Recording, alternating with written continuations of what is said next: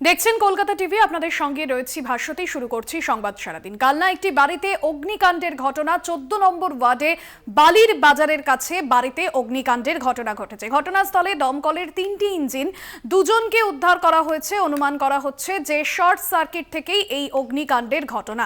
আপনাদের জানিয়ে রাখবো, 7 সকালে যে অগ্নিকাণ্ডের ঘটনা ইতিমধ্যেই সামনে আসছে, কালনায় সেই বাড়িতে যে অগ্নিকাণ্ডের ঘটনা সেই ছবি আপনাদের সামনে তুলে ধরছি। চন্দন সেনগুপ্ত রয়েছেন প্রতিনিধি। চন্দন, ঠিক কি কারণে অগ্নিকাণ্ড? পরিস্থিতি এখন নিয়ন্ত্রণে?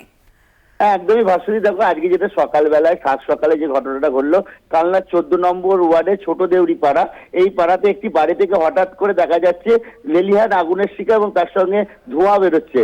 এবং যেটা পরে জানা যায়, ওই বাড়িতে একটি জুতোর গোডাউন ছিল দোতলায় এবং 3 তলাতে ছাদে একটি টেলিফোনের টাওয়ার ছিল। এখন দমকল এসে উদ্ধার করেছে, একজন আটকে ছিল এবং হতাহতের কোনো খবর নেই। এবং যেটুকুনি সম্পত্তি নষ্ট হয়েছে এখন জল দিয়ে নেভানোর কাজ শুরু করেছে দমকল ইতিমধ্যেই, এবং উদ্ধার করা হয়েছে দুজনকে। এবং আপাতত যে জায়গাটা রয়েছে সেই জায়গাটা আগুন পুরোপুরি ভাবে মুক্ত হয়ে গেছে, আগুন আর কোথাও নেই। এবং যেটা দমকল কর্মীরা জানাচ্ছেন যে শর্ট সার্কিট থেকেই এই অগ্নিসংযোগের ঘটনা ঘটেছে বলে অনুমান করছেন দমকল কর্মীরা। ভাস্বতী, ধন্যবাদ চন্দন।